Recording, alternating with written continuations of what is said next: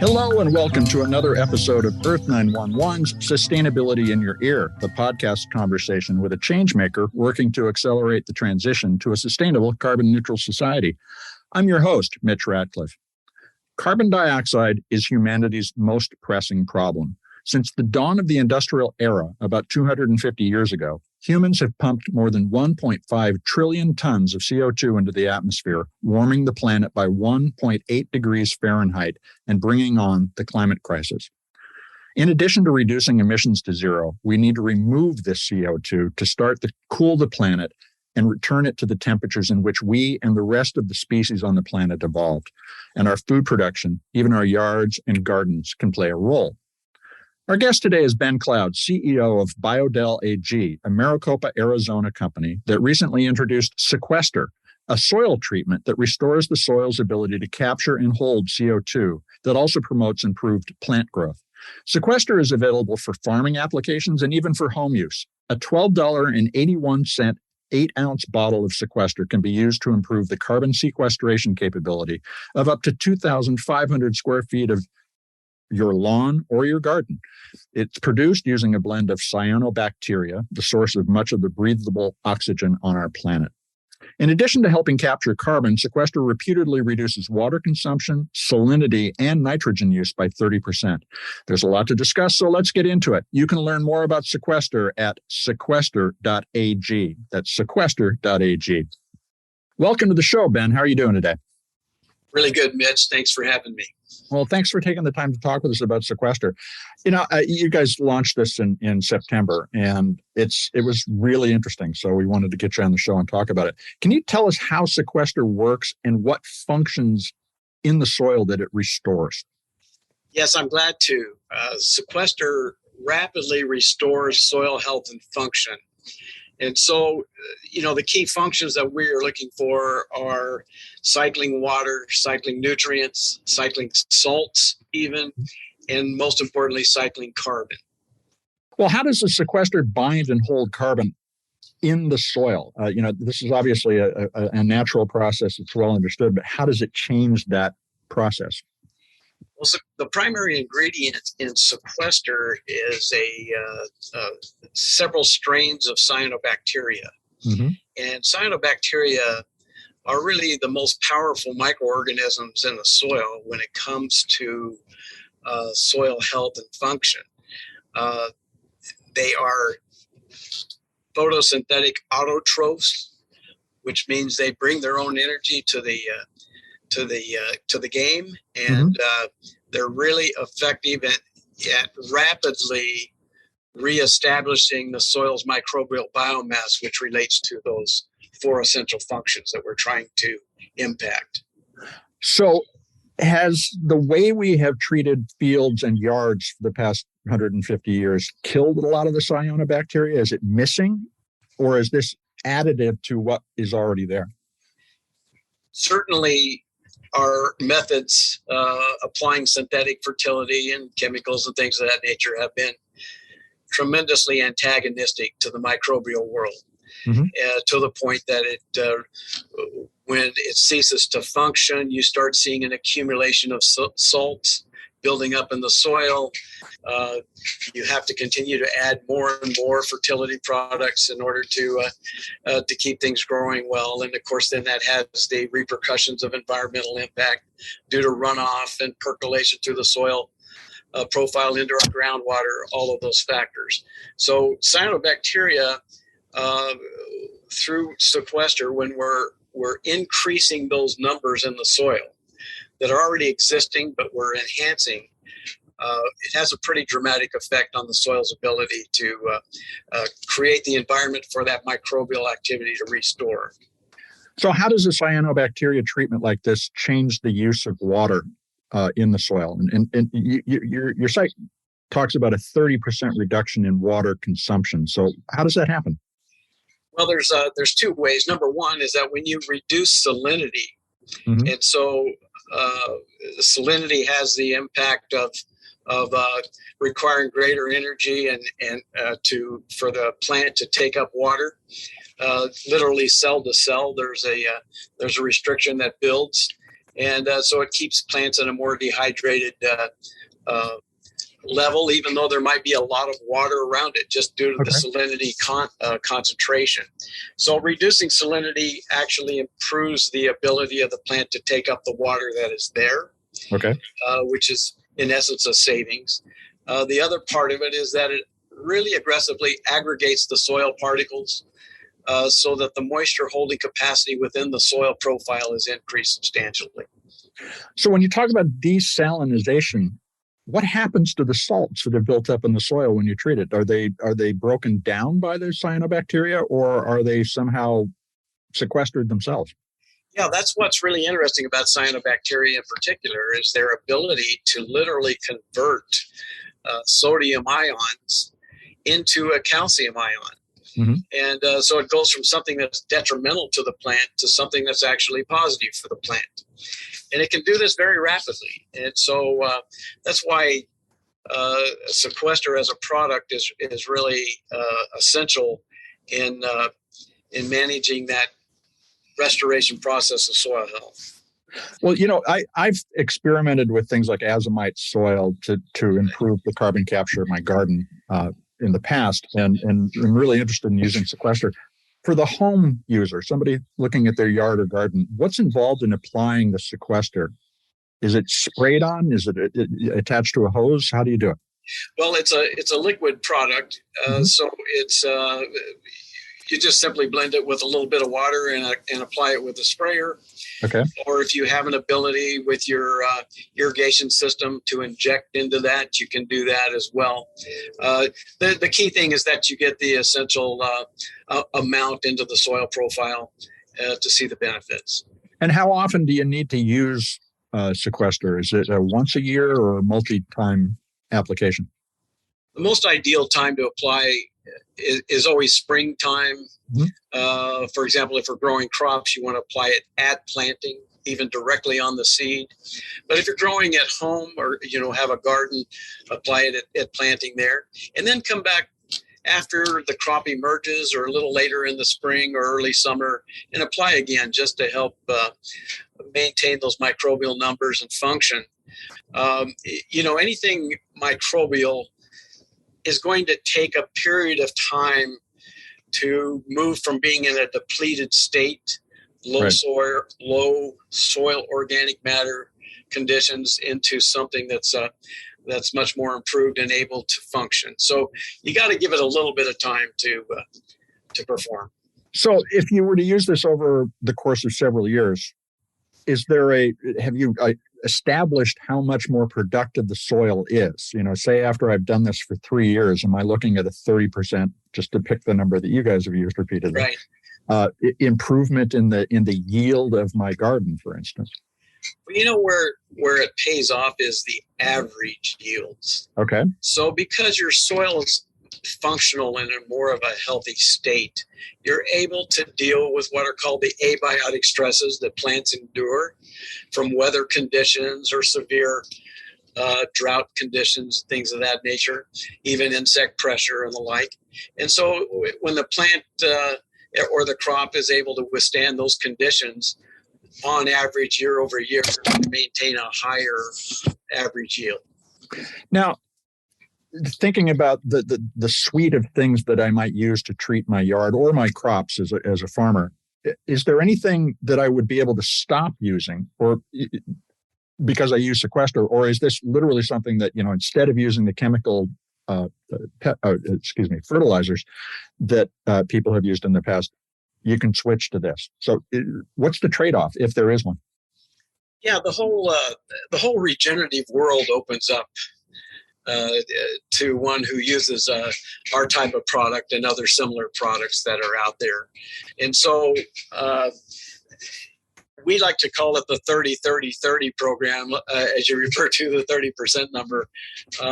We've gotten kind of used to using that because we're seeing a 30% reduction in the amount of fertilizer that should be applied. Just even the first year out, that should be reduced. Okay. Second reduction is then in the amount of water consumed or necessary to grow the crop successfully. which is really essential today and here in the Southwest where we're dealing with serious drought conditions. And the third is to see at least a 30% reduction in the amount of sodium content in the soil. Actually, that is where we really seem to perform the best. In field conditions, we're seeing as much as 75-80% reduction in salinity, which, as you can imagine, has a major impact on the amount of water that's necessary to grow the crop. It goes down considerably. So part of the solution in the drought-stricken West for farmers will be to make this kind of a shift, it sounds like, hopefully. Yes, exactly. Our original plan was to begin marketing Sequester in 2024, and just watching and understanding the literal collapse of the Colorado River system that we're experiencing here and seeing its impact on future years caused us to move this forward at least a year into 2023 as our primary market push. Do you have an estimate at this point of how much CO2 can be sequestered by an acre of land treated with Sequester? And the extension of that question is, how much land would we need to treat in order to start to address the 35 billion tons of CO2 that humanity emits every year as a starting point? We have some formal trials going on now. And as you can imagine, there's variation of soil types and conditions that change the actual amount of carbon that can be sequestered. And most important is how fast or rapidly a grower adopts to regenerative practices. Mm-hmm. If their objective is to make a slow transition, they're not going to see a large amount of carbon sequestered until they reduce that synthetic fertility applications, for example, down by about 70%. When they get to that point, they'll see the carbon levels increase rather dramatically. That's very encouraging. So thinking about this natural carbon sink and improving the performance of all of our farmland and potentially all our lawns, if we choose to continue to have lawns, what's the appropriate role to think about using soil-based carbon sequestration as part of the suite of approaches we take to reducing the amount of CO2 in the atmosphere? Have you given much thought to that or talked with experts about what role this should play? Well, yes, we certainly have. Let me even backtrack a little bit to your previous question. You asked how much can we sequester? And there has been considerable studies going on and continuing to go on with regards to that. So if I was going to pick an average number today that agriculture could expect to sequester, it's 3 tons of CO2 per year. Per acre. Per acre. Right. Okay. And so when you start looking at the worldwide scenario, we're emitting 36 billion tons of carbon annually from current emissions. Mm-hmm. And, how effective can agriculture be in impacting that alone? The challenge there is that, at a 3-ton level, you're looking at 12 billion acres to mitigate that. Well, that's basically the ag land in China. So just one country in the world has enough farmland to address this. That's there's the key word right there, Mitch, is when I said ag land. Ag land is not, it's representative of all lands that are used towards agricultural pursuits. Okay. The correct number to use or the correct evaluation to use is intensively farmed land. Okay. And so worldwide today, we only have about 2 billion acres of intensively farmed land, which means that inputs are applied to grow a crop. And so that is the acreage that would be more appropriate to use. So if we have 2 billion acres around the world, that is our primary food supply acreage. And that's generating 3 tons per acre in CO2 sequestration, we are basically mitigating about 17 to 20% of total emissions if that was all in effect today.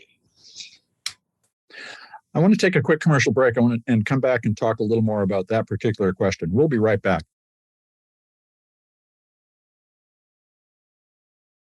We're back to continue the conversation with Ben Cloud, CEO of Biodel AG, a Maricopa County, Arizona company that recently introduced Sequester. It's a soil treatment that increases the carbon capture capabilities of the land and also has a variety of other benefits for the crops and the soil. Ben, following on the conversation we were having before the break, are there other forms of managed land? We were talking about intensively farmed land, that being about 2 billion acres.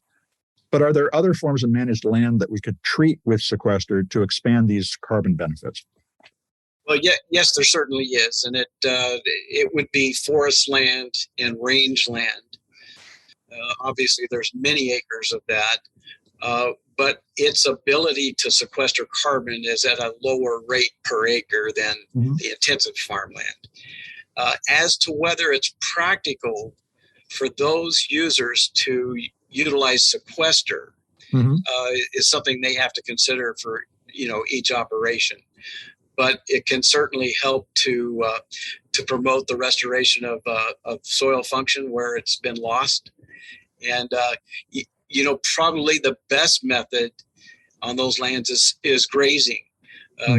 Grazing just really can rapidly restore poor conditions if that grazing is managed properly.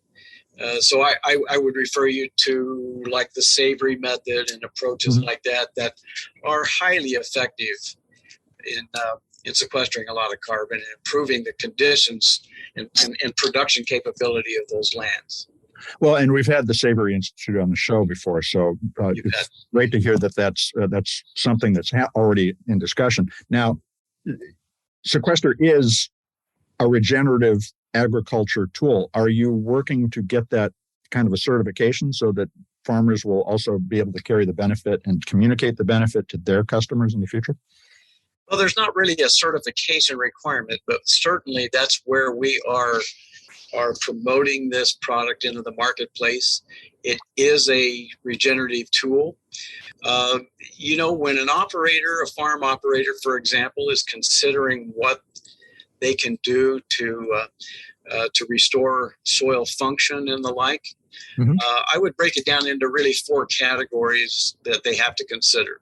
They can either inoculate, and each one of them requires inoculation with beneficial microbes and then feeding those microbes to get them to a functional level. So first and foremost would be grazing. That is a very effective way to, at least inoculate the soil and feed those microbes initially. But when we're talking large acreages, that is not something that every crop producer doesn't want to be in the cattle business, for example, sure. or other animals grazing. And so, that's one option. The second option is to apply compost or manures to the field, which again is, what are they doing? They're applying beneficial microbes plus the food source, and literally applying tons of this material on a per acre basis. The third option is microbial extracts, again, the microbes, plus a food source, which would be a biofertilizer. Okay. And so now you're applying 2 different products, not near the volume that you have to do with the other 2 methods, but at least it inoculates the soil and gets things functioning. And again, we're into the realm there where it is more applicable for large growers. And so the fourth one is where Sequester comes in, because Sequester is made, or the cyanobacteria is a photosynthetic autotroph, which is nitrogen fixing. It is self-contained as far as the microbial benefit and the nutrients. or the food source. And so it's just more convenient to apply a few gallons of that per acre than it is the other method. So we're offering convenience.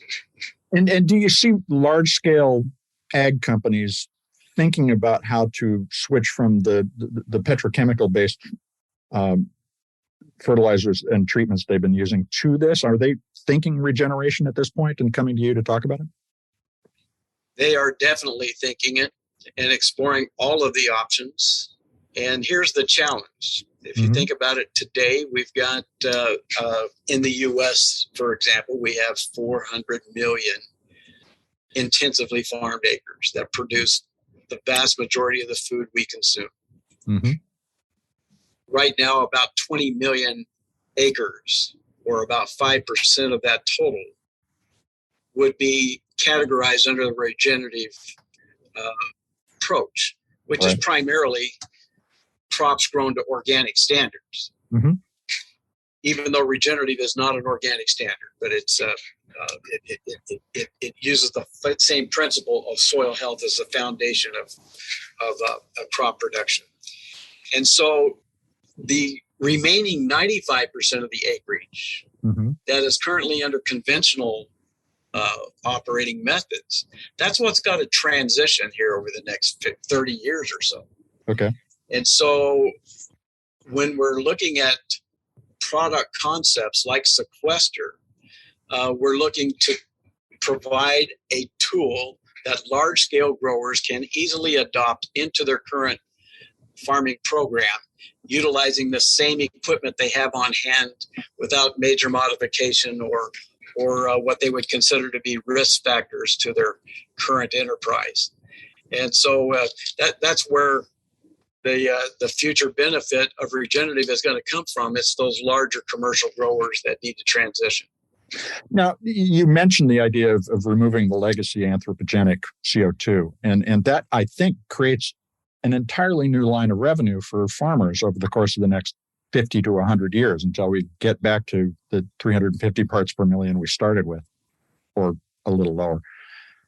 And your site discusses the potential for farmers to monetize the carbon that they sequester, creating that second line of business for them. Is there a convenient way for a farmer to establish the amount of carbon sequestered? How do you support them in beginning to pursue those carbon credit opportunities? Well, it is coming, Mitch. Unfortunately, today there's a number of companies that have what I would consider have jumped the gun on trying to offer carbon credits that can generate additional income for the farmer. Yeah. And it's really not just the farmer, it's the landowner. So whoever that is, there are issues that are yet to be settled. And so our opinion is that it's still a little bit early to sign on to a specific program at this point. Okay. We expect that by early 2023, our advisors are telling us that the USDA will have finalized the protocols for the various incentive programs that they're going to support. And that is when we need to look to actually, sign on to various programs that might be available. It's a somewhat complicated process, as you may know, because there's issues relative to what are called additionality and permanence. And those have to be resolved, and the protocols of how they're going to be measured. And until that's done, really none of these registries are able to issue what we call a quality carbon credit that is readily marketable in the marketplace. There's clearly a lot of excitement, and I agree with you. A lot of folks are rushing into this, they're looking at the money before the real problem. So you're saying you do believe that there will be standards that we'll be able to really build on within the next 6 months. Is that the only major blocker at this point? Or what are there other issues that you mentioned that we should be thinking about addressing? Yeah, it's reaching this point of quality. Right now, there's an abundance of carbon credits available to buy, but they're not of a quality that the buyers are willing to pay for them. Mm-hmm. So, those are either going to have to be heavily discounted or taken out of the market at some point. As the quality carbon credits come in, we'll see more of a stable market emerge. But economists are predicting that we're likely to see the value of these carbon credits rise rather dramatically over the next 10, 20 years. And I would suggest that that's highly likely, Mm-hmm. mainly because we our inability to meet our CO2 mitigation goals as a society. We're in a serious situation here, and the free market could help drive this to a great extent. No doubt we're in a serious situation. Always questionable whether the market will be as reasonable as we would like it to be. So the question that occurs to me as I listen to you is does Biodel itself get involved in facilitating carbon credits for its customers and even facilitating transactions, which suggests you could do interesting things with your pricing, like just get paid out of the carbon credits rather than forcing somebody up front to pay? There's a lot of interesting options. Have you thought about how to facilitate that line of revenue for your customer? And yeah, certainly we have. That's something that's it's an ongoing discussion. But how we work with our customers at this point is simply to suggest that we are prepared today to be able to analyze and pull the soil analysis necessary to create a baseline of carbon, so that measurement begins now. But as far as the actual issuance and sale of the carbon credits, that's going to be down the road a little bit. So the real key is that you have to have a registry firm that is going to, issue their protocols that are acceptable. You have to have a third-party validator. So our agenda is simply to help to manage those relationships on behalf of the grower, and give the grower every option to capture the greatest possible value. And so those who are signing on right now a little too early are kind of locking themselves into something that might come back to bite them later on. What's the time frame for your thinking about when that really reliable regime of standards, validation, and transactions is going to be in place? What do you assume in your business? Our expectation is 2024 is when you'll really see the emergence of the quality standards in what is offered to the actual landowners.